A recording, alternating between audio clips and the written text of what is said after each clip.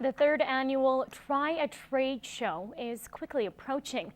Residents are welcome to test their hands in all trades on May 1st and 2nd and even drop off their resumes. People will get a chance to get hands-on experience to determine if there is a trade that they can pursue as a future career.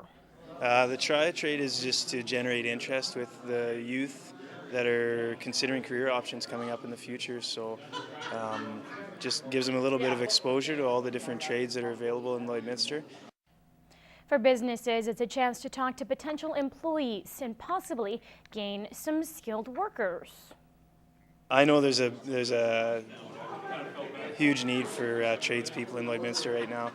As an industrial arts teacher, I have a lot of tradespeople that come and talk to me and express interest in the students coming out of high school, and they want them. They want to employ them.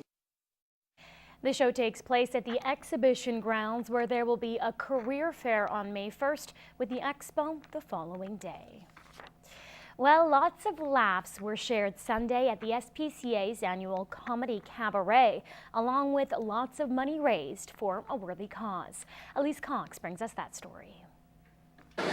We're here for the SPCA, people. SPCA, okay? The Comedy Cabaret brought back some familiar faces.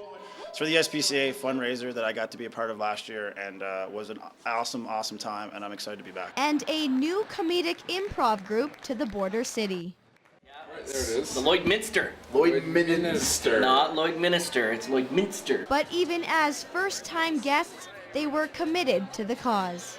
There's some drinking, there's some shooting, a little bit of gambling, and it's all in a good cause to save some animals' lives. So Yeah, it's more than that. It's more than just You're right. that. Yeah, You're right. It's a fundraiser for the Lloydminster SPCA. We rely on fundraisers and donations to cover over 80% of our operational costs. So a fundraiser such as this is hugely important for us, and it's a necessity for us to keep our doors open. And all proceeds raised go to their medical costs. That goes to help with things like vaccinations for the animals, spaying and neuter surgeries, if the animals come in and they need emergency medical care. A well-worthy cause to support, especially when the entertainment is good. I think you were done with that whole peeing your pants thing when you were a kid. Well, think again. Oh my God, what can they not expect from me? And you have a soft spot for animals. Big time. I'm a huge animal lover. I just carry mine with me here.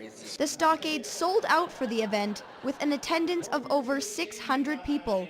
And as the event gets bigger, everyone keeps wanting to come back. Hopefully they'll have me back every year, and I'll just do the same act over and over again, and people will just go, "You're gonna love this one," because they'll know it, and that's the goal. So. But all jokes aside, the event was the biggest the SPCA has held so far, with funds raised through ticket sales and a silent auction.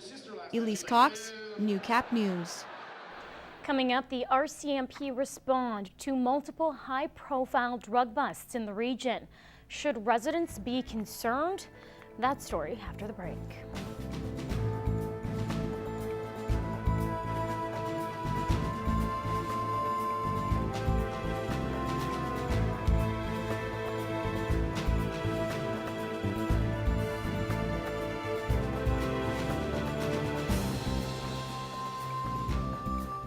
Stocks and oil prices brought to you by Spectrum Restoration. When disaster strikes, don't wait. Call the professionals at Spectrum Restoration, a certified member of the Canadian Disaster Restoration Group. Cocaine is the #1 drug concern for the border city. RCMP are amping up efforts to curb the drug trade in the region, but police are facing multiple obstacles, including an expanding market. We bring you more details now in this month's one-on-one interview with the RCMP. I'm joined today with Corporal Shane Hartwell of the Lloydminster RCMP General Investigation Unit. Thanks very much for joining me today, Shane. And last month we talked about the annual performance plan, and one of the 3 main goals of the RCMP was to focus on drug and organized crime. What is the RCMP doing to try and tackle that issue, Shane? As part of our annual performance plan, we have 3 key areas that we look at with drugs and organized crime. First being information, and the second area being Controlled Drugs and Substances Act search warrants, and then the third thing being information dealing with the media.